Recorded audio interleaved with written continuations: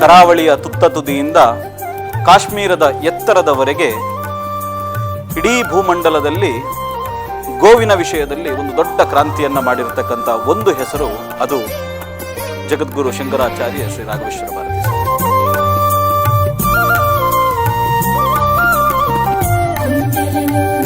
ಮರೆತು ಹೋದ ಮನೆ ಮಾತನ್ನು ನೆನಪಿಸಿಕೊಡುವ ಮತ್ತೊಂದು ಮಹಾಪರ್ವ ಇದು.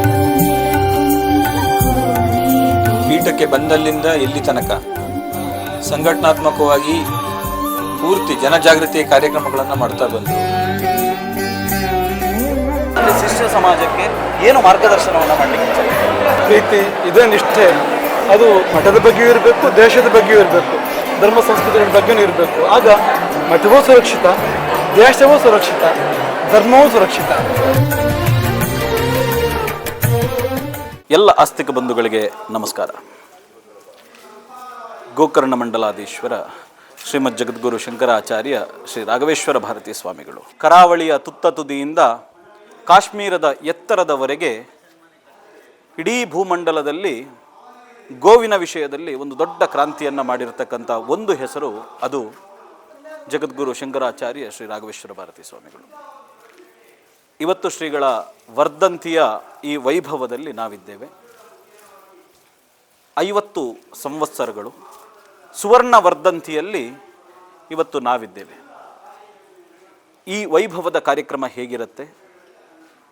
ಶ್ರೀ ಗುರುಗಳು ಈ ಸಂದರ್ಭದಲ್ಲಿ 50 ವರ್ಷಗಳ ಆ ಸ್ವರ್ಣದ ಹೆಜ್ಜೆ ಗುರುತುಗಳು ಏನು ಎನ್ನುವುದನ್ನು ನಮ್ಮ ವೀಕ್ಷಕ ಬಂಧುಗಳಿಗೆ ತಿಳಿಸಿಕೊಡುವಂಥ ಪ್ರಾಮಾಣಿಕ ಪ್ರಯತ್ನವನ್ನು ನಾವಿವತ್ತು ಈ ಸಂಚಿಕೆ ಮೂಲಕ ಮಾಡಲಿಕ್ಕಿದ್ದೇವೆ. ಎಲ್ಲ ಆಸ್ತಿಕ ಬಂಧುಗಳಿಗೆ ಮತ್ತೊಮ್ಮೆ ನಾನು ಸ್ವಾಗತಿಸ್ತಾ ಇದ್ದೇನೆ.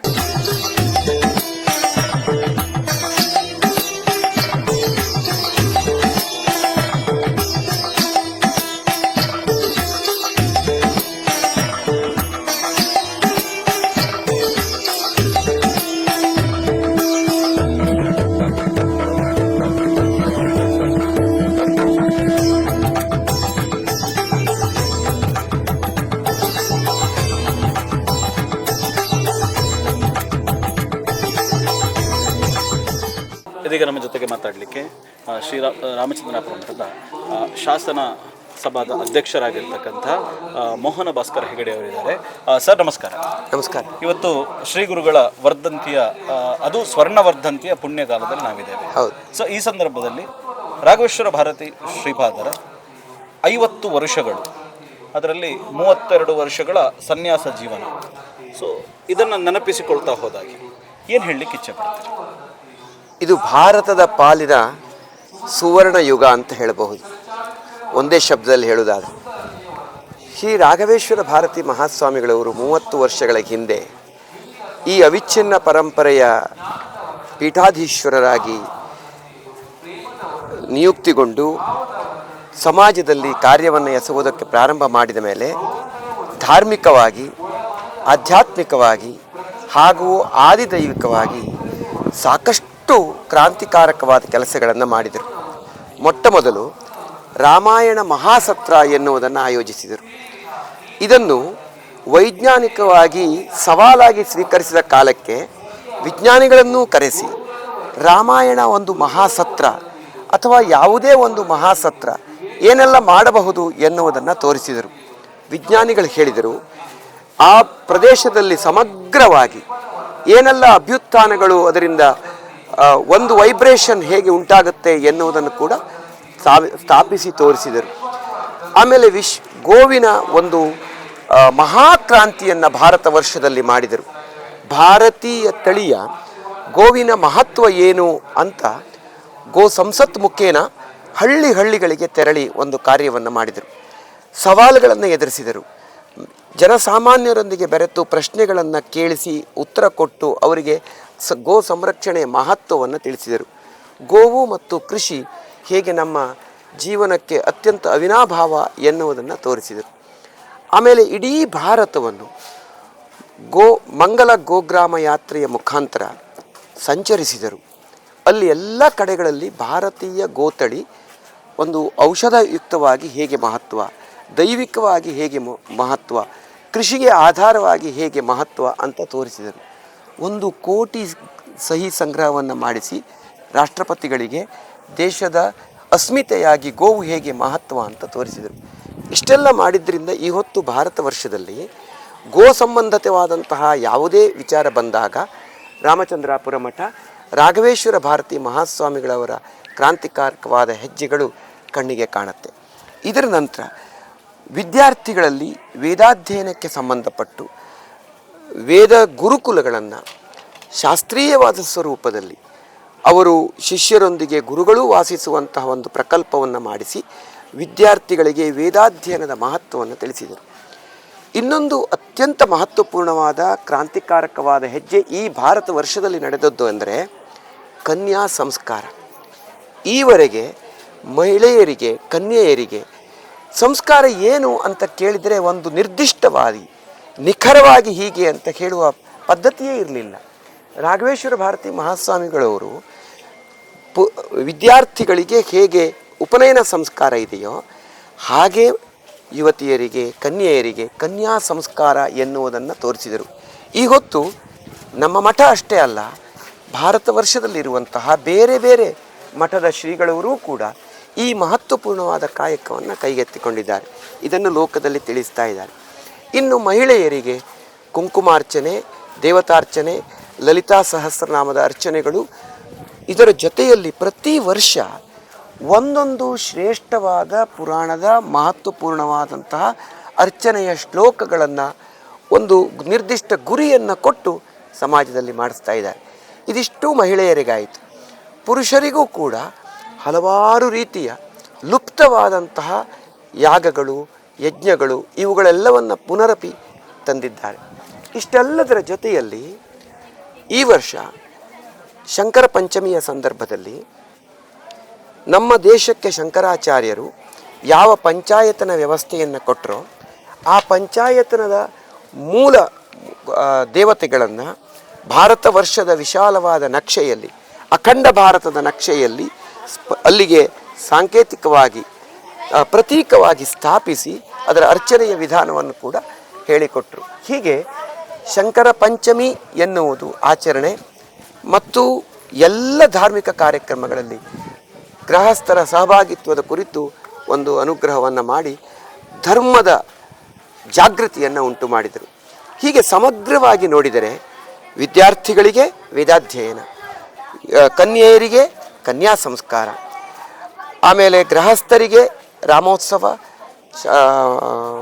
ಎಲ್ಲ ಉತ್ಸವಗಳು, ಶಂಕರ ಪಂಚಮಿ, ಈ ಎಲ್ಲ ಉತ್ಸವಗಳಲ್ಲಿ ಗೃಹಸ್ಥರ ನೇತೃತ್ವ, ಯಜ್ಞ ಯಾಗಾದಿಗಳಲ್ಲಿ ನೇತೃತ್ವ, ಮಹಿಳೆಯರಿಗೆ ಶ್ಲೋಕಗಳ ಪಠಣ, ಭಜನೆಯ ಪಠಣ, ಹೀಗೆ ಎಲ್ಲ ರೀತಿಯ ಸಮಗ್ರವಾದ ವ್ಯವಸ್ಥೆ.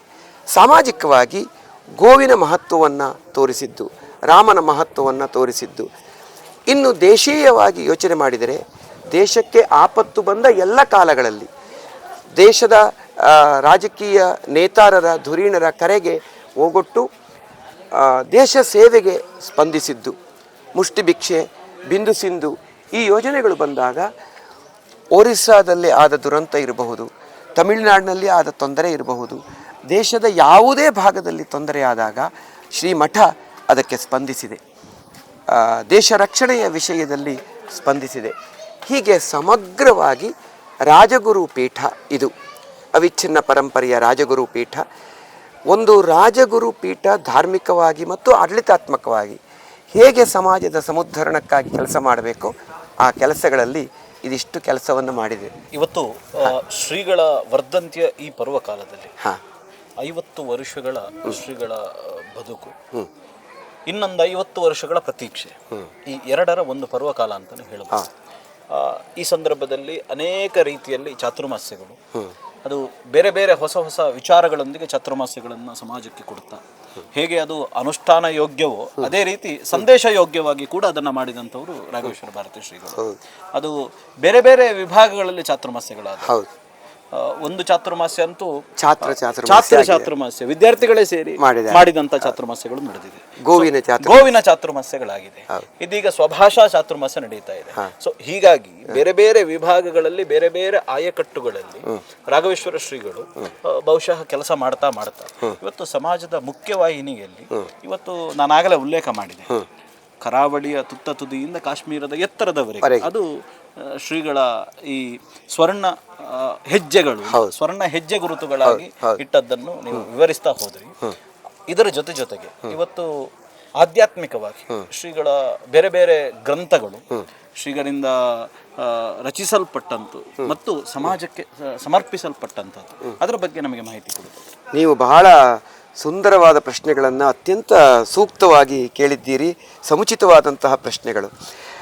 ರಾಘವೇಶ್ವರ ಭಾರತೀ ಶ್ರೀಗಳವರು ಈ ಪೀಠಕ್ಕೆ ಬಂದ ನಂತರ ಈಗ 30 ವರ್ಷಗಳಲ್ಲಿ ಎಷ್ಟೊಂದು ಕಾರ್ಯಗಳನ್ನು ಮಾಡಿದ್ದಾರೆ ಅಂತ ಹೇಳಿದೆ. ಚಾತುರ್ಮಾಸ್ಯಕ್ಕೆ ಒಂದು ಹೊಸ ಭಾಷ್ಯವನ್ನು ಬರೆದರು. ನೀವು ಅತ್ಯಂತ ಸೂಕ್ತವಾಗಿ ಪ್ರಶ್ನಿಸಿದ್ದೀರಿ. ಪ್ರತಿ ಚಾತುರ್ಮಾಸ್ಯ ಯತಿಗಳಿಗೆ ಒಂದು ತಪೋನುಷ್ಠಾನದ ಸಮಯ. ಅವರು ಎಲ್ಲವನ್ನು ಬಿಟ್ಟು, ಸಂಚಾರವನ್ನು ಬಿಟ್ಟು ಧ್ಯಾನ ಜಪತಪಗಳಲ್ಲಿ ನಿರತರಾಗಿರುತ್ತಾರೆ. ಆದರೆ ಈ ಸಂದರ್ಭದಲ್ಲಿ ಅವರು ಸಮಾಜಕ್ಕೊಂದು ವಿಶೇಷ ಸಂದೇಶವನ್ನು ಕೊಡುವ ಚಾತುರ್ಮಾಸ್ಯವನ್ನಾಗಿಸಿದರು. ವಿದ್ಯಾರ್ಥಿಗಳ ಚಾತುರ್ಮಾಸ್ಯ ಅಂದರೆ ವಿದ್ಯಾರ್ಥಿಗಳೇ ನಿರ್ವಹಿಸುವ ಸಮಗ್ರ ಚಾತುರ್ಮಾಸ್ಯ, ವಿದ್ಯಾರ್ಥಿಗಳ ಅಭ್ಯುತ್ಥಾನಕ್ಕಿದ್ದಂತಹ ಚಾತುರ್ಮಾಸ್ಯ, ಹಾಗೆ ಗೋವಿಗೆ ಸಂಬಂಧಿಸಿದಂತಹ ಚಾತುರ್ಮಾಸ್ಯ, ವಿಷ್ಣುಗುಪ್ತ ವಿಶ್ವವಿದ್ಯಾಪೀಠಕ್ಕೆ ಸಂಬಂಧಿಸಿದಂತಹ ಚಾತುರ್ಮಾಸ್ಯ, ಸಂಘಟನೆಯ ಚಾತುರ್ಮಾಸ್ಯ, ಅನಾವರಣ ಚಾತುರ್ಮಾಸ್ಯ ಕಳೆದ ವರ್ಷದ್ದು. ಅದರಲ್ಲಿ ಶ್ರೀಮಠ ಏನೆಲ್ಲ ಕೆಲಸಗಳನ್ನು ಶಂಕರಾಚಾರ್ಯರು ಸ್ಥಾಪಿಸಿದ ನಂತರ ಮಾಡ್ತಾ ಬಂದಿದೆ, ಇದಕ್ಕೆ ರಾಜಮಾನ್ಯತೆ ಹೇಗಿದೆ, ಈ ಮಠದ ಮೇಲೆ ನಡೆದ ಆಕ್ರಮಣಗಳು ಹೇಗಿತ್ತು, ಆ ಆಕ್ರಮಣಗಳನ್ನು ಮಠಾಧೀಶರುಗಳು ಹೇಗೆ ಎದುರಿಸಿದರು, ಇದಕ್ಕೆಲ್ಲ ಎಂತಹ ಶಾಸನಗಳಿದೆ, ಎಂತೆಂತಹ ಮಹತ್ವಗಳಿದೆ, ಇಲ್ಲಿರುವಂತಹ ದೇವತಾ ನಿವಾಹಗಳು, ಆ ಮೂರ್ತಿಗಳು, ಅದರ ವೈಭವ ಏನು, ವೈಶಿಷ್ಟ್ಯ ಏನು, ಈ ಎಲ್ಲ ದಾಖಲೆಗಳನ್ನು ಅನಾವರಣಗೊಳಿಸಿದಂಥ ಒಂದು ಚಾತುರ್ಮಾಸ್ಯ. ಈ ವರ್ಷದ ಚಾತುರ್ಮಾಸ್ಯ ಸ್ವಭಾಷಾ ಚಾತುರ್ಮಾಸ್ಯ. ಇದರ ಧ್ಯೇಯ ಏನಂದರೆ ಸ್ವಂತ ಭಾಷೆ, ಅಂದರೆ ಜನನಿಗೆ ಸಮಾನ ಆದಂತಹ ಭಾಷೆಗೆ ಮಾತೆ ಸ್ವರೂಪ, ಮಾತು ಅಂದರೆ ಜೀವ, ಮಾತು ಅಂದರೆ ಜೀವ. ಅಂತಹ ಒಂದು ಸ್ವಭಾಷಾ ಚಾತುರ್ಮಾಸ್ಯದಲ್ಲಿ ನಮ್ಮ ದೇಶ ಸೇವೆ, ನಮ್ಮ ಧರ್ಮ ಸೇವೆ ಮಾತೃಭಾಷೆಯಿಂದ ಆಗಬೇಕು ಎನ್ನುವಂತಹದ್ದು ಒಂದು ಕಲ್ಪನೆ. ಇದಿಷ್ಟರ ಜೊತೆಯಲ್ಲಿ ಎಲ್ಲ ವಿಭಾಗಗಳಲ್ಲಿ ಶಾಸ್ತ್ರೀಯವಾದ ಮತ್ತು ಲೌಕಿಕವಾದ ವಿಚಾರಗಳನ್ನು ಅವರು ತೌಲನಿಕವಾಗಿ ನೋಡಿ ಅದನ್ನು ಅನುಷ್ಠಾನಕ್ಕೆ ತಂದಿದ್ದಾರೆ. ನೀವು ಅವರು ಕಟ್ಟಿದ ಎಲ್ಲ ಕಟ್ಟಡಗಳನ್ನು ಗಮನಿಸಿ. ಶಿಲಾಮಯವಾದಂತಹ ಕಟ್ಟಡ, ಚಂದ್ರಮೌಳೀಶ್ವರ ದೇವಸ್ಥಾನ ಹೊಸನಗರ ಪ್ರಧಾನ ಮಠದಲ್ಲಿ, ಸುತ್ತಲೂ ಶರಾವತಿಯೇ ಪ್ರದಕ್ಷಿಣೆ ಬರುವಂತಹದ್ದು, ಅಲ್ಲಿ ಗಜಪೃಷ್ಠ ಆಕೃತಿಯಲ್ಲಿದ್ದಂತಹ ದೇವಸ್ಥಾನ, ಇಡೀ ದಕ್ಷಿಣ ಭಾರತದಲ್ಲಿ ಏಕಮೇವವಾದದ್ದು. ಇಲ್ಲಿ ಮಲ್ಲಿಕಾರ್ಜುನ ಸ್ವಾಮಿಯ ಶಿಲಾಮಯ ದೇವಸ್ಥಾನ, ಅಂಡಾಕೃತಿಯಲ್ಲಿರುವಂತಹ ಶಿಲಾಮಯ ದೇವಸ್ಥಾನ. ಆಮೇಲೆ ಬೆಂಗಳೂರಿನಲ್ಲಿ ಪುನರ್ವಸು ಭವನ, ಮಾಣಿಮಠದಲ್ಲಿ ಭವ್ಯವಾದಂತಹ ಗುರುಭವನ ಜನಭವನ, ಕೆಕ್ಕಾರು ಮಠದಲ್ಲಿ ಜನಭವನ, ಹೀಗೆ ಎಲ್ಲ ಕಡೆಗಳಲ್ಲಿ, ಬಾನ್ಕುಳಿ ಮಠದಲ್ಲಿ ಗೋಸ್ವರ್ಗ, ಸಪ್ತ ಸನ್ನಿಧಿಗಳ ಸ್ಥಾನವಾದದ್ದು. ಆಮೇಲೆ ಮಹಾನಂದಿ ಗೋಲೋಕ, 33 ತಳಿಯ ಭಾರತೀಯ ಗೋವಂಶದ ಅನಾವರಣ ಕಾಣುವಂಥ ಏಕಮೇವ ಗೋಲೋಕ. ಹೀಗೆ ನೀವು ಅವರು ಕೈಗೊಳ್ಳುವ ಪ್ರತಿಯೊಂದು ಕಾರ್ಯದಲ್ಲಿಯೂ ಅದು ಉಳಿದಕ್ಕೆ ಇದ್ದಂತಿಲ್ಲ, ಅದಕ್ಕಿಂತ ಭಿನ್ನವಾದದ್ದು, ವಿಶೇಷವಾದದ್ದು, ಯುನೀಕ್ ಆಗಿ ಇದ್ದುವಂಥದ್ದು. ಹಾಗಂತ ವಾಸ್ತುವನ್ನು ಬಿಡಲಿಲ್ಲ, ಪಾರಂಪರಿಕವಾದಂತಹ ವೈಭವವನ್ನು ಬಿಡಲಿಲ್ಲ. ಎಷ್ಟೋ ಲುಪ್ತವಾಗಿ ಹೋಗಿತ್ತು. ಆ ಎಲ್ಲ ಲುಪ್ತವಾದಂತಹ ಅನುಷ್ಠಾನಗಳನ್ನು ಎಲ್ಲವನ್ನ ಸಮನ್ವೀಕರಿಸಿ ಪುನರಪಿ ಅದನ್ನು ತಂದಿದ್ದಾರೆ. ಮಡಿಮೈಲಿಗೆಗಳನ್ನು ಕಾಪಾಡಿಕೊಂಡು ಆಧುನಿಕತೆಗೆ ಸ್ಪಂದಿಸಿದ್ದಾರೆ. ಇನ್ನು ಗುರುಗಳು ಸ್ವತಃ ಆಧುನಿಕವಾದಂತಹ ಪರಿಕರಗಳು ಏನೆಲ್ಲ ಈಗ ಡಿಜಿಟಲ್ ವ್ಯವಸ್ಥೆಗಳನ್ನು ಹೇಳ್ತೇವೆ, ಅದು ಎಲ್ಲದರಲ್ಲಿಯೂ ಒಂದು ಪರಮೋನ್ನತವಾದಂತಹ ಸಾಧನೆಯನ್ನು ಮಾಡಿದ್ದಾರೆ.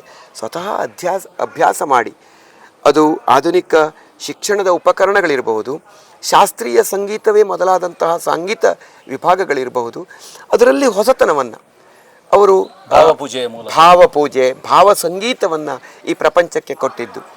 ಅದೇ ರೀತಿ ಕೊಟ್ಟಂತಹ ಇನ್ನೊಂದು ಸಾಂಸ್ಕೃತಿಕವಾದಂತಹ ಬಹುದೊಡ್ಡ ಕೊಡುಗೆ ಈ ಭಾರತ ವರ್ಷಕ್ಕೆ ಯಾವುದಂದರೆ ಅದು ರಾಮಕಥೆ.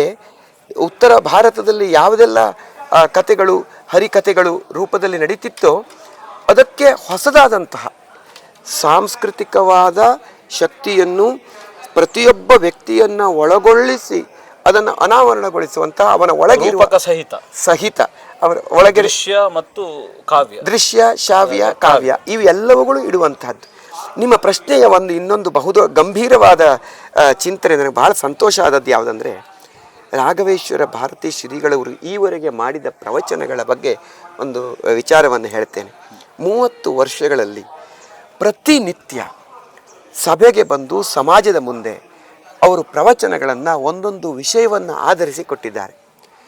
ಕೆಲವು ಮೊದಲಿನ 10 ವರ್ಷಗಳಲ್ಲಂತೂ ಪ್ರತಿನಿತ್ಯ 5-6, ಆಮೇಲೆ ಪ್ರತಿದಿನ ಇನ್ನು ಸಭೆ ಸಮಾರಂಭಗಳು, ಸಂಘ ಸಂಸ್ಥೆಗಳ ಆಹ್ವಾನ ಇವುಗಳಲ್ಲಿ ಕೊಟ್ಟಂತಹ ಪ್ರವಚನಗಳು. ನೀವು ಇವುದನ್ನು ಸಂಗ್ರಹ ಮಾಡಿ ವಿಷಯ ಆಧಾರಿತವಾದಂತಹ ಪ್ರವಚನಗಳು ಬೇರೆ, ಅದು ಬೇರೆ, ಮತ್ತು ಕಾರ್ಯಕ್ರಮಗಳಿಗೆ ಹೋದಾಗ ಕೊಟ್ಟ ಪ್ರವಚನಗಳು ಬೇರೆ. ಇದನ್ನು ಸಂಗ್ರಹ ಮಾಡಿದರೆ ಈವರೆಗೆ ಕನಿಷ್ಠ 5ರಿಂದ 6 ಲಕ್ಷಕ್ಕೂ ಹೆಚ್ಚು ಪ್ರವಚನಗಳನ್ನು ಒಬ್ಬ ಜಗದ್ಗುರು ಕೊಟ್ಟಿದ್ದಾರೆ. ಇದು ನೀವು ಯಾವುದೇ ಒಂದು ಈ ವಿಶ್ವ ದಾಖಲೆಯನ್ನು ಪರಿಗಣಿಸಿದರೆ ಹೀಗೆ ಮಾಡಿದಂತಹ ಇನ್ನೊಬ್ಬ ಗುರುಗಳನ್ನು ನಾವು ಕಾಣುವುದಕ್ಕೆ ಸಾಧ್ಯ ಇಲ್ಲ. ಇಷ್ಟರ ಮೇಲೆ ಬರಹಗಳು ಅವರ ಶೈಲಿ ಅತ್ಯಂತ ಸರಳ ಮತ್ತು ಆಬಾಲ ವೃದ್ಧರಿಗೂ ಮುಟ್ಟುವಂತಹ ಶೈಲಿ. ನೀವು ಅದನ್ನು ಗಮನಿಸಿದ್ದೀರಿ, ಭಾವರಾಮಾಯಣವನ್ನು ಉಲ್ಲೇಖಿಸಿದ್ದೀರಿ. ಆಮೇಲೆ ಈಗ ಶ್ರೀಕಾವ್ಯ ಒಂದು ದಿನಚರಿಯನ್ನು ಅವರು ಬರೀತಾ ಇದ್ದಾರೆ, ಅದನ್ನು ಕೊಡ್ತಾ ಇದ್ದಾರೆ. ಇತ್ತೀಚೆಗೆ ತತ್ವ ಭಾಗವತಂ ಪುಸ್ತಕ ರೂಪದಲ್ಲಿ ಬಂತು, ನಳದಮಯಂತಿಯ ಚರಿತ್ರೆಗಳು ಇದ್ದಂಥದ್ದು. ಈ ಎಲ್ಲದರಲ್ಲಿಯೂ ಕಾಲದ ನಡುವಿನ ಹೊಂದಾಣಿಕೆಯನ್ನು ಅವರು ಮಾಡಿಸಿದ್ದಾರೆ. ರಾಮಾಯಣ ಕಾಲ, ಮಹಾಭಾರತ ಕಾಲ, ಆಧುನಿಕ ಕಾಲ, ಈಗ ನಡೆಯುತ್ತಿರುವ ವಿಚಾರಗಳು, ಈ ಎಲ್ಲದರ ಒಂದು ಸಮನ್ವಯೀಕೃತವಾದಂತಹ ಅತ್ಯಂತ ಸರಳವಾದ ಪ್ರೌಢವಾದಂತಹ ಬರವಣಿಗೆ, ಅದು ಸರಳೀಕೃತ ರೂಪದಲ್ಲಿ ಆಬಾಲ ವೃದ್ಧರಿಗೂ ಆಪ್ತವಾಗುವಂಥ ಒಂದು ಈ ಶೈಲಿಯನ್ನು ಭಾರತದಲ್ಲಿ ನಾನು ತಿಳಿದಂತೆ, ಅಭ್ಯಾಸ ಮಾಡಿದಂತೆ ಬೇರಾವ ಕಡೆಗಳಲ್ಲೂ ಸಿಗುವುದಕ್ಕೆ ಸಾಧ್ಯ ಇಲ್ಲ.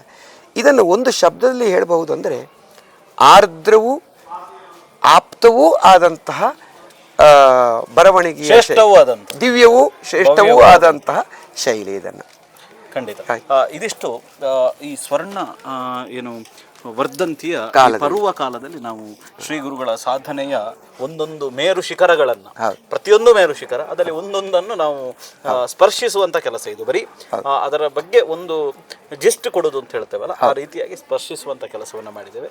ವೀಕ್ಷಕರಿಗೆ ಮಾಹಿತಿಯನ್ನು ನೀಡಿದ್ದಕ್ಕಾಗಿ ತಮಗೆ ಧನ್ಯವಾದ. ಕಹಳೆ ನ್ಯೂಸು ಸಾಂಸ್ಕೃತಿಕವಾಗಿ ಮತ್ತು ನಮ್ಮ ದೇಶದ ಸಂಸ್ಕೃತಿ ಮತ್ತು ಸನಾತನವಾದಂತಹ ವಿಚಾರಗಳನ್ನು ಪ್ರಸಾರಪಡಿಸುವುದರಲ್ಲಿ, ಕಾಪಿಡುವುದರಲ್ಲಿ ಬಹುವಾಗಿ ಕೆಲಸ ಮಾಡ್ತಾ ಇದೆ. ನಾನು ಕೆಲವು ವರ್ಷಗಳಿಂದ ಇದನ್ನು ಅಭ್ಯಾಸ ಮಾಡ್ತಾ ಇದ್ದೇನೆ, ನೋಡಿದ್ದೇನೆ. ನಿಮ್ಮ ಕಾರ್ಯಕ್ರಮಗಳಲ್ಲಿ ಇಂತಹ ಒಂದು ತತ್ವ ಆಧಾರಿತವಾದದ್ದಿದೆ. ಹಾಗಾಗಿ ನಿಮಗೂ ಕೂಡ ಶ್ರೀ ರಾಮಚಂದ್ರಾಪುರ ಮಠದ ಶ್ರೀ ಸಂಸ್ಥಾನದವರ ದಿವ್ಯ ಕಾರುಣ್ಯ ಕಟಾಕ್ಷ ಸದಾ ಇರಲಿ ಅಂತ ಸಂಪ್ರಾರ್ಥಿಸ್ತಾ, ಎಲ್ಲ ಕೇಳುಗರ ಪರವಾಗಿ ನಿಮ್ಮನ್ನು ಹೃತ್ಪೂರ್ವಕವಾಗಿ ಅಭಿನಂದಿಸ್ತೇನೆ. ಇದು ಇನ್ನೂ ಹೆಚ್ಚು ಬೆಳೆಯಲಿ ಅಂತ ಆಶಿಸ್ತೇನೆ. ನಮಸ್ಕಾರ. ಹರೇ ರಾಮ್. ನಮಸ್ಕಾರ.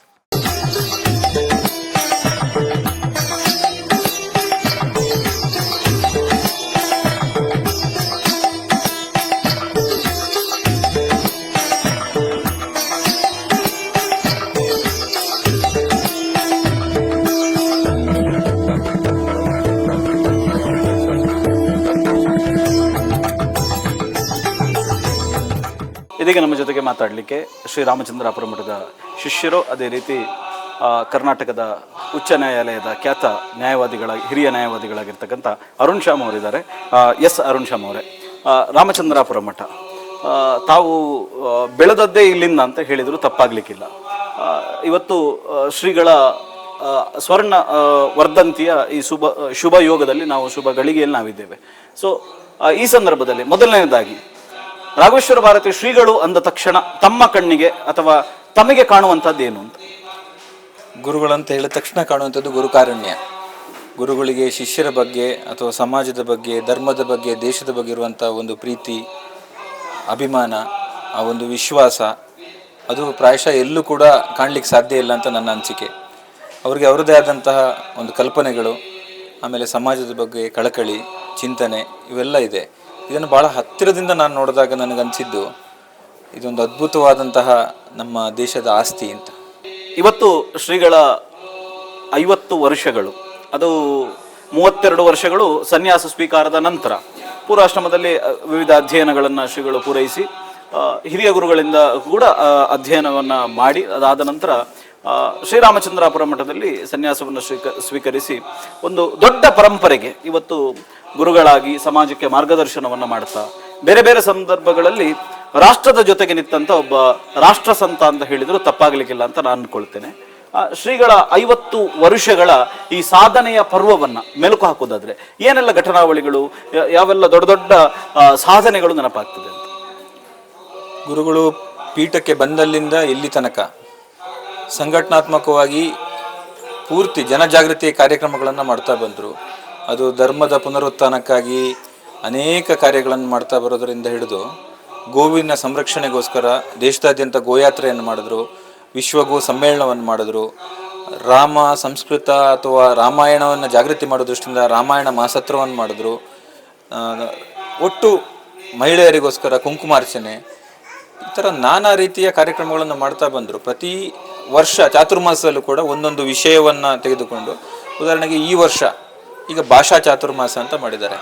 ಉದ್ದೇಶ ಏನು ಅಂದರೆ ಇವತ್ತಿನ ಈ ಆಂಗ್ಲಮಯವಾಗಿರುವಂತಹ ಜೀವನ ಪದ್ಧತಿಯಲ್ಲಿ ನಮ್ಮ ಭಾಷೆ, ನಮ್ಮ ಸಂಸ್ಕೃತಿ ಅಥವಾ ನಮ್ಮ ಗ್ರಾಮೀಣ ಭಾಷೆಗಳು ಸೇರಿದಂತೆ ನಮ್ಮ ಅಂತಸತ್ವವನ್ನು ಇನ್ನಷ್ಟು ಗಟ್ಟಿಗೊಳಿಸಬೇಕು, ಮನೆ ಮನೆಯಲ್ಲಿ ಭಾಷೆಗಳ ಜಾಗೃತಿ ಆಗಬೇಕು ಅನ್ನುವಂಥ ಒಂದು ಉದ್ದೇಶದಿಂದ ಸ್ವಭಾಷಾ ಚಾತುರ್ಮಾಸ ಅಂತ ಮಾಡಿದ್ದಾರೆ. ಹೀಗೆ ಅನೇಕ ಕಾರ್ಯಕ್ರಮಗಳನ್ನು ಪ್ರತಿ ವರ್ಷ ಪ್ರತಿ ಚಾತುರ್ಮಾಸದಲ್ಲೂ ಮಾಡ್ತಾ ಬರ್ತಾರೆ. ಅಂದರೆ ಚಾತುರ್ಮಾಸ ಅನ್ನುವಂಥದ್ದು ಗುರುಗಳ ಅನುಷ್ಠಾನ ತಪಸ್ಸು ಇದಕ್ಕೆ ಮಾತ್ರ ಸೀಮಿತವಾಗಿರದೆ ಶಿಷ್ಯರ ಸಮಾಜದ ಕಲ್ಯಾಣಕ್ಕೋಸ್ಕರ, ಅವರ ಒಂದು ಅಭಿವೃದ್ಧಿಗೋಸ್ಕರ ಅಥವಾ ಧರ್ಮ ಜಾಗರಣೆಗೋಸ್ಕರ, ಜಾಗೃತಿಗೋಸ್ಕರ ಮುಡಿಪಾಗಿರಬೇಕು ಅನ್ನುವಂಥ ಒಂದು ಕಲ್ಪನೆಯನ್ನು ಇಟ್ಕೊಂಡು ಚಾತುರ್ಮಾಸ್ಯವನ್ನು ಮಾಡ್ತಾ ಬರ್ತಾ ಇದ್ದಾರೆ. ಈ ರೀತಿಯಾಗಿ ಗೋವಿನ ವಿಷಯದಲ್ಲಿ ನಾನು ಈಗಾಗಲೇ ಹೇಳಿದಾಗೆ ಸ್ವರ್ಗ ಅಂತ ಒಂದು ಮಾಡಿದ್ದಾರೆ.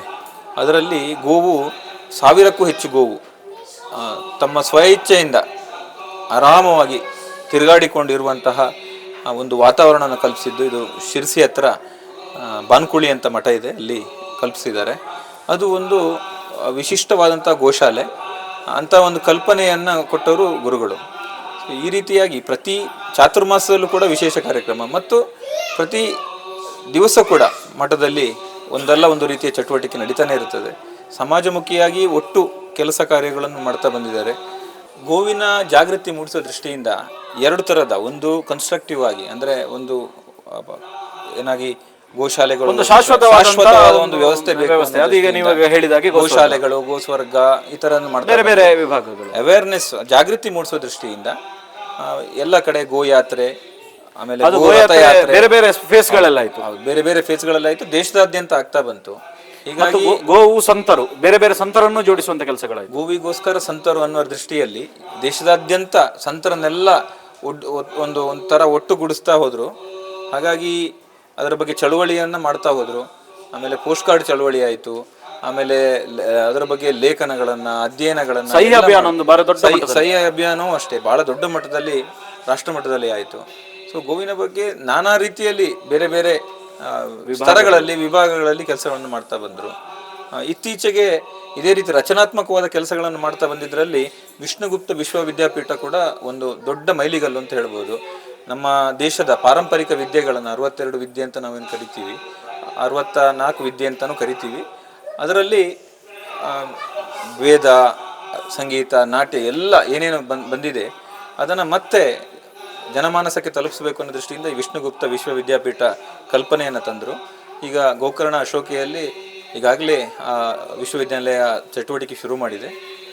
ಇನ್ನು ಬಹಳ ಬೃಹದಾಕಾರದಲ್ಲಿ ಬೆಳೆದಿದೆ. ಹಿಂದಿನ ತಕ್ಷಶಿಲ, ನಲಂದ ಏನು ಯೂನಿವರ್ಸಿಟಿಯಲ್ಲಿ ಕೊಡ್ತಿರತಕ್ಕಂಥ ಶಿಕ್ಷಣ ವ್ಯವಸ್ಥೆ ಏನಿತ್ತು, ಭಾರತೀಯ ಶಿಕ್ಷಣ ಪದ್ಧತಿಯನ್ನ, ಗುರುಕುಲ ಪದ್ಧತಿಯನ್ನ ಜೊತೆಗೆ ಆಧುನಿಕ ಶಿಕ್ಷಣದ ಒಂದು ಅದರ ಜೊತೆಗೆ ಕೊಡಬೇಕು ಅನ್ನೋ ದೃಷ್ಟಿಯಿಂದ ಈ ವಿಶ್ವವಿದ್ಯಾಲಯವನ್ನು ಮಾಡ್ತಾ ಇದ್ದಾರೆ.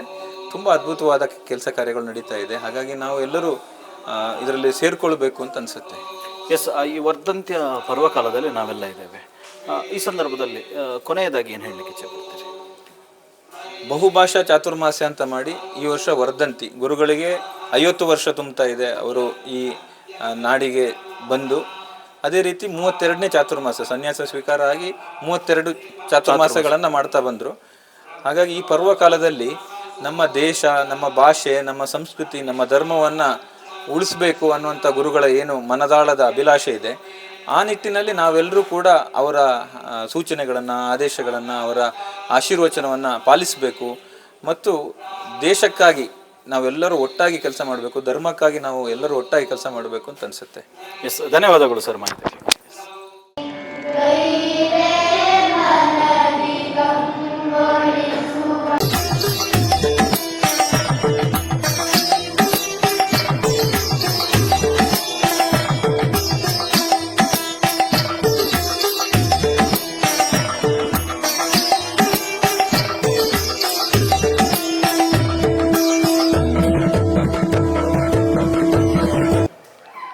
ವೀಕ್ಷಕ ಬಂಧುಗಳೇ, ವೈಭವದ ರಾಮಚಂದ್ರಾಪುರ ಮಠದಲ್ಲಿ ನಡೆಯುತ್ತಾ ಇರುವಂಥ ಸ್ವರ್ಣ ವರ್ಧಂತಿಯ ವೈಭವದ ದೃಶ್ಯಗಳನ್ನು ನಾವು ನೋಡ್ಕೊಂಡು ಬಂದೆವು. ಇದೀಗ ಇಂದು ಬೆಳಗ್ಗಿನಿಂದ ಏನೇನು ಕಾರ್ಯಕ್ರಮಗಳು ನಡೆದವು, ಯಾವ ರೀತಿಯಾಗಿದೆ ಇಲ್ಲಿನ ವೈಭವ ಅನ್ನೋದನ್ನು ನಮಗೆ ತಿಳಿಸಿಕೊಳ್ಳಲಿಕ್ಕೆ ನಮ್ಮ ಜೊತೆಗೆ ಹವ್ಯಕ ಮಹಾಮಂಡಲದ ಅಧ್ಯಕ್ಷರಾಗಿರ್ತಕ್ಕಂಥ ಹರಿಪ್ರಸಾದ್ ಪೆರಿಯಪ್ಪ ಅವರು ನಮ್ಮ ಜೊತೆಗಿದ್ದಾರೆ. ಸರ್ ನಮಸ್ಕಾರ. ನಮಸ್ತೆ. ಹರೇ ರಾಮ. ಇವತ್ತು ಶ್ರೀ ಗುರುಗಳ ಸ್ವರ್ಣ ವರ್ಧಂತಿ. ಅವರ ಸನ್ಯಾಸ ಸ್ವೀಕಾರದ ನಂತರ ಬಹುಶಃ ಹವ್ಯಕ ಸಮಾಜದಲ್ಲಿ ಒಂದು ದೊಡ್ಡ ಕ್ರಾಂತಿ ನಡೆಯಿತು ಅಂತಲೇ ಹೇಳ್ಬೋದು. ಬೇರೆ ಬೇರೆ ವಿಭಾಗದಲ್ಲಿ, ಅದು ಗೋವಿನಿಂದ ತೊಡಗಿ ಇವತ್ತಿನ ವಿಷ್ಣುಗುಪ್ತ ವಿದ್ಯಾಪೀಠದವರೆಗೆ ಗುರುಗಳಿಟ್ಟದ್ದೆಲ್ಲವೂ ಅದು ಸಿಂಹ ಹೆಜ್ಜೆ ಅಂತ, ಪ್ರತಿಯೊಂದು ಒಂದರಿಂದ ಒಂದು ಶ್ರೇಷ್ಠತಮವಾದಂಥ ನಡೆಗಳು ಅಂತ. ಈ ಸ್ವರ್ಣ ಮಹೋತ್ಸವದ ಸ್ವರ್ಣ ವರ್ಧಂತಿಯ ಈ ಸಂದರ್ಭದಲ್ಲಿ ಮೊದಲನೇದಾಗಿ ಏನು ಹೇಳಲಿಕ್ಕೆ ಇಚ್ಛೆಪಡ್ತೀರಿ? ಹರೇ ರಾಮ. ಎಲ್ಲ ವೀಕ್ಷಕರಿಗೆ ಮೊದಲಿಗೆ ರಾಮಚಂದ್ರಾಪುರ ಮಠದ ಕಡೆಯಿಂದ ಆದರದ ನಮಸ್ಕಾರಗಳು, ಹಾಗೆ ಸ್ವಾಗತ. ತಮ್ಮ ಮೊದಲ ಪ್ರಶ್ನೆ ತುಂಬ ಉತ್ಸಾಹಭರಿತ ವಿಷಯ. ಯಾಕೆಂದರೆ ರಾಮಚಂದ್ರಾಪುರ ಮಠ ಈ ಕಾಲಘಟ್ಟದಲ್ಲಿ, ಅಥವಾ ಪರಮಪೂಜ್ಯ ಜಗದ್ಗುರು ಶಂಕರಾಚಾರ್ಯ ಶ್ರೀ ಶ್ರೀ ರಾಘವೇಶ್ವರ ಭಾರತಿ ಮಹಾಸ್ವಾಮಿಗಳವರು ಪೀಠಾರೋಹಣ ಆದಲ್ಲಿಂದ ಇಲ್ಲಿಯ ತನಕದಲ್ಲಿ ಏನೇನು ಮಹತ್ ಕಾರ್ಯಗಳನ್ನು, ಏನೇನು ಸಿಂಹ ಹೆಜ್ಜೆಗಳನ್ನು ಇಟ್ಟರು ಅಂತ ಕೇಳಿದರೆ ಈ ಕ್ಷೇತ್ರವನ್ನು ನೋಡಿದರೆ ಸಾಕು. ಇದು ರಾಮಚಂದ್ರಾಪುರ ಮಠದ ಮೂಲ ಸ್ಥಾನ ಅನ್ನುವಂತಹ ಈ ಮೂಲ ಮಠದ ಈ ಜಾಗವನ್ನು ಮೊಟ್ಟ ಮೊದಲಿಗೆ ಪುನರುತ್ಥಾನಕ್ಕೆ ಕಾರ್ಯವನ್ನು ತೆಕ್ಕೊಳ್ಳುವಂತಹ ಸಂದರ್ಭ ಆಗಲಿಲ್ಲ. ಆದರೆ ಇವತ್ತಿಗೆ ಈ ಮಠ ಅಥವಾ ಈ ವ್ಯವಸ್ಥೆ, ಈ ಸಂಸ್ಥಾನ ಇದನ್ನು ಪುನರುತ್ಥಾನ ಕಾರ್ಯದ ಮೂಲಕ ಒಂದು ಹಂತದ ಸುಮಾರು 160 ಕೋಟಿಗಿಂತ ಮೇಲಿನ ಕೆಲಸವನ್ನು ಇಲ್ಲಿ ಈಗ ಏನು ಕಾರ್ಯಗತ ಆಗ್ತಾ ಇದೆ. ಇದುವೇ ನಮ್ಮ ಮೂಲದ ಕಡೆಗೆ ಹೋಗ್ತಿರುವಂತಹ ಒಂದು ಸಂದರ್ಭ. ಹಾಗಾಗಿ ಶ್ರೀಗಳವರು ಚಾತುರ್ಮಾಸ್ಯ ಮಾಡ್ತಾ ಇದ್ದಾರೆ. ಇದು 32ನೇ ಚಾತುರ್ಮಾಸ್ಯ. ಚಾತುರ್ಮಾಸ್ಯದಲ್ಲೂ ವಿಶೇಷತೆ ಏನಂದರೆ, ಮರೆತು ಹೋದ ಮನೆ ಮಾತನ್ನು ನೆನಪಿಸಿಕೊಡುವ ಮತ್ತೊಂದು ಮಹಾಪರ್ವ ಇದು. ಹಾಗಾಗಿ ಅದಕ್ಕೆ ಹೆಸರೇ ಸ್ವಭಾಷಾ ಚಾತುರ್ಮಾಸ್ಯ. ಹಾಗಾಗಿ ಶ್ರೀಗಳವರು ಮಾಡುವಂತಹ ಪ್ರತಿಯೊಂದು ಹೆಜ್ಜೆಯೂ ಅದಕ್ಕೆ ಒಂದು ತಾತ್ಪರ್ಯ ಪೂರಕವಾದಂತಹ ಒಂದು ವಿಚಾರಗಳಿರ್ತದೆ. ಹಾಗಾಗಿ ಮೊದಲನೇದಾಗಿ ಈ ಚಾತುರ್ಮಾಸ್ಯವೇ ಒಂದು, ಅಥವಾ ಆರಂಭವೇ ಈ ರೀತಿಯ ಪರ್ವವಾಗಿ ನಡೀತಿದೆ. ಇದು ವಿಶೇಷತೆ. ಇದರ ಜೊತೆಗೆ ಇವತ್ತು ವರ್ಧಂತಿಯ ಈ ಪುಣ್ಯ ಕಾಲಘಟ್ಟದಲ್ಲಿ ಯಾವ ಯಾವ ರೀತಿಯಾದಂಥ ವಿವಿಧ ಕಾರ್ಯಕ್ರಮಗಳನ್ನು ಇವತ್ತು ಸಂಯೋಜಿಸಲಾಗಿದೆ? ನೋಡಿ, ನಮಗೆ ಯಾರಿಗೂ ಇದರ ಕಲ್ಪನೆ ಇಲ್ಲ. ಪರಮ ಪೂಜ್ಯ ಶ್ರೀ ಸಂಸ್ಥಾನದವರು ರಾಮಚಂದ್ರಾಪುರ ಮಠದ ಪೀಠಾಧಿಪತಿಗಳಾಗಿ 32 ವರ್ಷ, ಅರ್ಥಾತ್ 32ನೇ ಚಾತುರ್ಮಾಸ್ಯ. ಪರಮ ಪೂಜ್ಯ ಶ್ರೀ ಸಂಸ್ಥಾನದವರಿಗೆ 50ನೇ ವರ್ಧಂತಿ ಸಂಭ್ರಮ. ಈ ಸುವರ್ಣ ಸಂಭ್ರಮದಲ್ಲಿ ಶಿಷ್ಯರಾದವರಿಗೆ ಜನ್ಮದಿನದ ಆಚರಣೆಯ ರೂಪ ಇದು. ಆದರೆ ಶ್ರೀಗಳವರು ಜನ್ಮದಿನವನ್ನು ಆಚರಿಸ್ತಾ ಇಲ್ಲ, ಆಚರಿಸುವ ಬಗ್ಗೆ ಅವರ ಆಶಯ ಇಲ್ಲ. ಆದರೆ ಸಮಾಜಕ್ಕೆ ಶ್ರೀಗಳವರು ನೀಡಿದಂತಹ ಈ ಕೊಡುಗೆಗೆ ನಾವು ಧನ್ಯರಾಗಬೇಕಾದಂತಹ ಸಂದರ್ಭಕ್ಕೆ ಜನ್ಮದಿನದ ಆಚರಣೆಯಂತೆ ವರ್ಧಂತಿಯನ್ನು ಅದನ್ನು ಆಚರಿಸ್ತಾ ಇವತ್ತು ಶ್ರೀಗಳವರ ಸುವರ್ಣ ಸಂಭ್ರಮಕ್ಕೆ ಬಂದಿದೆ. ಸುವರ್ಣ ಸಂಭ್ರಮ ಇದು ಚಾತುರ್ಮಾಸ್ಯ ಮಧ್ಯದಲ್ಲೇ ಬರುವಂಥದ್ದು. ಇದೊಂದು ವಿಶೇಷ. ಚಾತುರ್ಮಾಸ್ಯದ ಈ 3ನೇ ದಿನ ಇವತ್ತು ವಿಶೇಷವಾಗಿ ಇಲ್ಲಿ ನವಗ್ರಹ ಶಾಂತಿ ಹವನ, ಅರುಣ ನಮಸ್ಕಾರ ಹವನ ಅಥವಾ ರುದ್ರ ಸಂಬಂಧವಾದ ಹವನಗಳು ಇತ್ಯಾದಿ ಹವನಾದಿಗಳು ನಡೆದರೆ ಮಾತೆಯರು ಇದಕ್ಕಾಗಿ ಬಹಳ ದಿನಗಳಿಂದ ತಯಾರಿಗಳನ್ನು ಮಾಡಿ ಸಾವಿರಾರು ಸಂಖ್ಯೆಯಲ್ಲಿ ಮಾತೆಯರು ಇಲ್ಲಿ ಬಂದು ಇವತ್ತು ಕುಂಕುಮಾರ್ಚನೆಯನ್ನು ಸೇವೆಯನ್ನು ಸಲ್ಲಿಸಿದ್ದಾರೆ. ಅಲ್ಲದೆ ರಾಮಚಂದ್ರಾಪುರ ಮಠದ ವ್ಯಾಪ್ತಿಯಲ್ಲಿ ಎಲ್ಲೆಲ್ಲ ಅವರವರ ಅಂಗಸಂಸ್ಥೆಗಳ ವ್ಯವಸ್ಥೆಗಳ ಅಥವಾ ಮನೆಗಳಿದೆಯಾ ಅಲ್ಲಲ್ಲಿ ಕೂಡ ಕುಂಕುಮಾರ್ಚನೆ ನಡೀತಾ ಇದೆ. ಅವರು ಇವತ್ತಿನ ಈ 50ನೇ ವರ್ಷಕ್ಕೆ 50 ಲಕ್ಷ ಒಂದು ಸಮರ್ಪಣೆಯನ್ನು ಕೂಡ ದೇಣಿಗೆ ರೂಪದಲ್ಲಿ ಸಮರ್ಪಿಸಿದ್ದಾರೆ. ಹಾಗೆ ಇಲ್ಲಿ ವಿಶೇಷ ಪ್ರಭು ಶ್ರೀರಾಮ ಶ್ರೀಕರಾರ್ಜಿತ ಪೂಜೆಯಲ್ಲಿ ಸೀತಾರಾಮಚಂದ್ರ, ಚಂದ್ರಮೌಳೀಶ್ವರ, ರಾಜರಾಜೇಶ್ವರಿ ಈ ದೇವತಾ ನಿವಾಹಗಳಿಗೆ ಇವತ್ತು ವೈದಿಕರಿಂದ ಮತ್ತು ರುದ್ರ ಪಾಠಕರಿಂದ ಮಹಾರುದ್ರ ಪಠಣ, ನೂರಾರು ಜನ ರುದ್ರ ಪಾಠಕರು ಬೇರೆ ಬೇರೆ ಕಡೆಯಿಂದ ಬಂದು ಇವತ್ತು ಇಲ್ಲಿ ಆ ಸೇವೆ ಕೂಡ ಸಂದಿದೆ. ಹಾಗೆ ಇವತ್ತು ಅದಕ್ಕೆ ಸಂಬಂಧವಾಗಿ 50,000 ಗಿಡಗಳನ್ನು ನೆಡುವುದಕ್ಕೆ ಚಾಲನೆಗೊಂಡಿದೆ.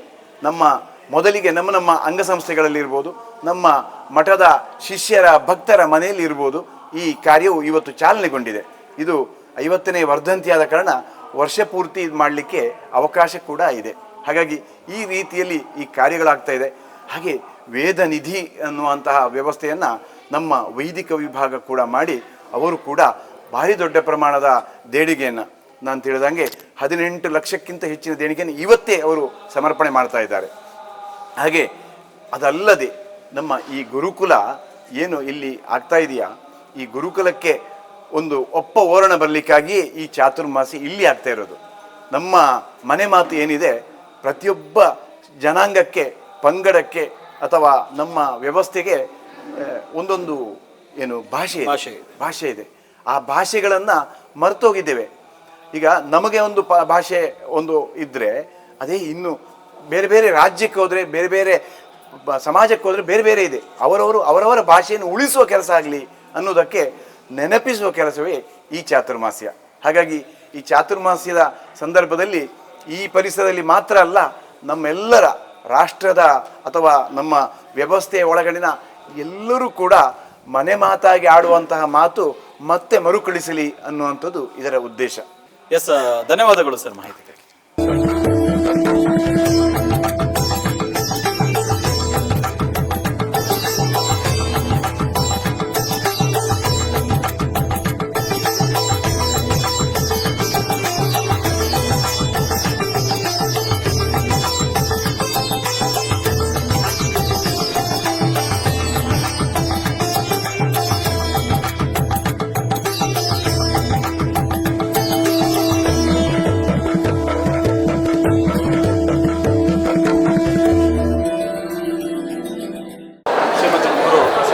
ಭಾರತೀ ಸ್ವಾಮೀಜಿಯವರ ಸ್ವರ್ಣ ವರ್ಧಂತಿಯ ಪರ್ವಕಾಲದಲ್ಲಿದ್ದೇವೆ. ಪೂಜ್ಯ ಶ್ರೀಪಾದರು ನಮ್ಮ ಜೊತೆಗಿದ್ದಾರೆ.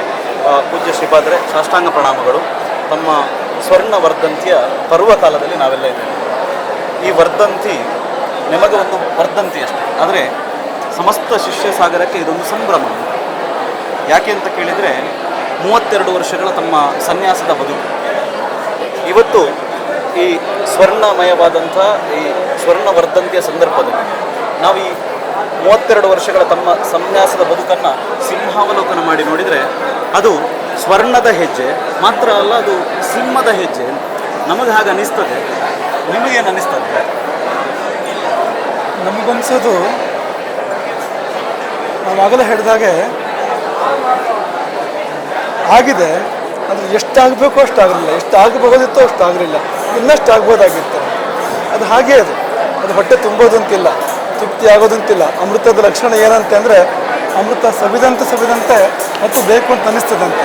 ನಮಗೂ ಹಾಗೆ ಅನಿಸೋದು, ಎಷ್ಟು ಧರ್ಮ ಕಾರ್ಯಗಳಾಗ್ಬೋದಾಗಿತ್ತು, ಇನ್ನಷ್ಟು ಆಗ್ಬೋದಾಗಿತ್ತು ಅಂತಲೇ ಅನಿಸೋದು ನಮಗೆ ಅಂತ. ಮುಂದೆ ಬರೋ ದಿನಗಳಲ್ಲಿ ಇನ್ನಷ್ಟು ಮತ್ತಷ್ಟು ಸತ್ಕಾರ್ಯಗಳು, ಧರ್ಮ ಕಾರ್ಯಗಳನ್ನು ನಡೆಸೋ ಪ್ರಯತ್ನ ಈ ಕಡೆಯಿಂದ ಇದೆ.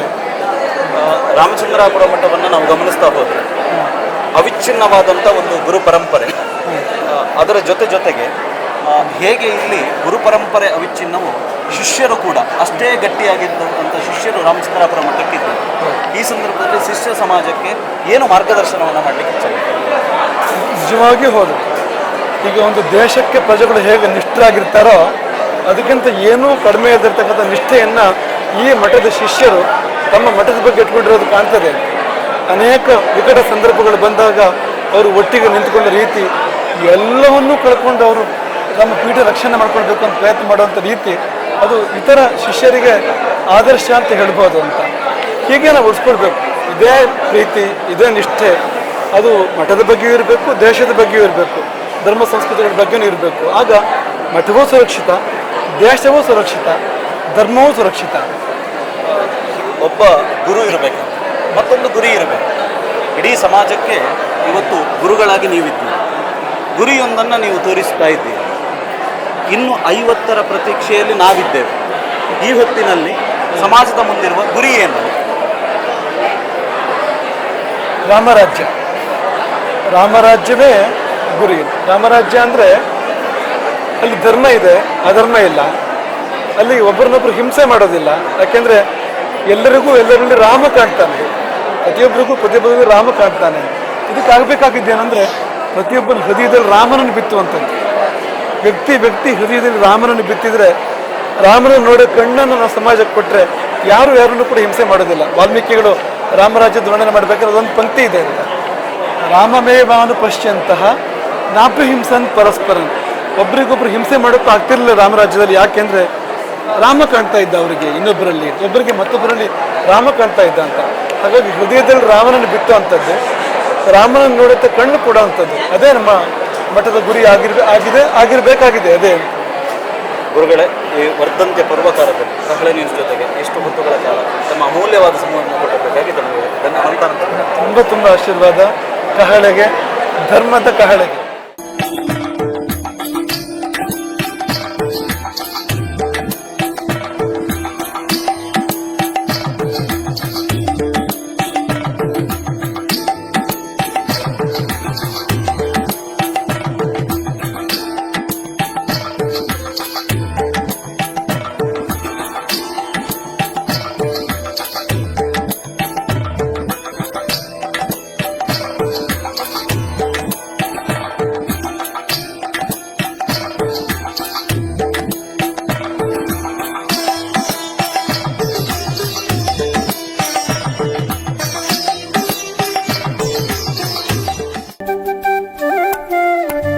ಕರಾವಳಿಯ ತುತ್ತ ತುದಿಯಿಂದ ಕಾಶ್ಮೀರದ ಎತ್ತರದವರೆಗೆ ಇಡೀ ಭೂಮಂಡಲದಲ್ಲಿ ಗೋವಿನ ವಿಷಯದಲ್ಲಿ ಒಂದು ದೊಡ್ಡ ಕ್ರಾಂತಿಯನ್ನು ಮಾಡಿರತಕ್ಕಂಥ ಒಂದು ಹೆಸರು, ಅದು ಜಗದ್ಗುರು ಶಂಕರಾಚಾರ್ಯ ಶ್ರೀ ರಾಘವೇಶ್ವರ ಭಾರತಿ.